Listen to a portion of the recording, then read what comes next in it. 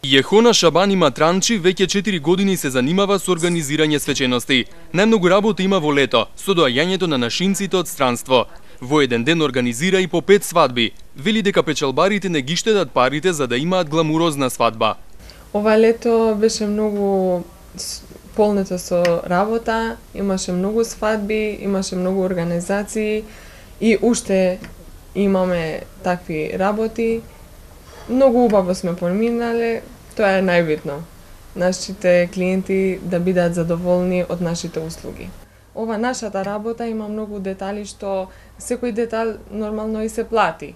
И не знам точно која сума да ви го кажам да знаете колку кошта една гламурозна свадба. Сме имале многу гламурозни свадби во ова лето. Некои клиенти сакаат неговата свадба да не го има никој друг освен тој и се разбира дека тоа се плати, па некогаш имаме клиенти што сака и да не се гледа од другите неговата свадба. Вика, јас ќе го правам свадбата, ама моите слики не сакам никој да ги гледа. Или јас ќе платим екстра, само моите декорации да не ги гледа некој друг или да не ги правите кај никој друг. Гламурозните свадби почнат од 5.000 до 10.000 евра. Комплет со сите нашите услуги од поканите до тортата. Снимање, сликање, организирање, хостеси, кола, под колата што е или олтаймер, кочија, хамер, овие ги имаме, танчерки.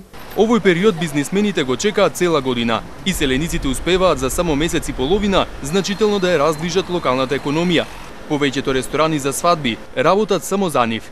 Поретко или помалку одлучуваат да се враќаат и да го посетат своето место на нивните татковци. Но како и да е, сепак се уште присутно тоа влијание и битно придонесува во стабилноста на превремената стабилност на економската состојба во самиот регион.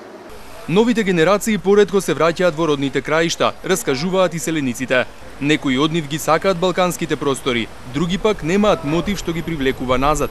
Дојдемо овде само због што е место раѓено овде, иначе за друго ништо. Затоа што е многу природата убава и због тоа.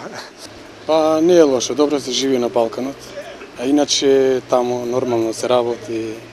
Кога доаѓаат гастербајтерите, овде се прави бизнис, но и голем сообраќаен метеж. По Тетовските улици се возат модерни и моќни автомобили со странски таблички.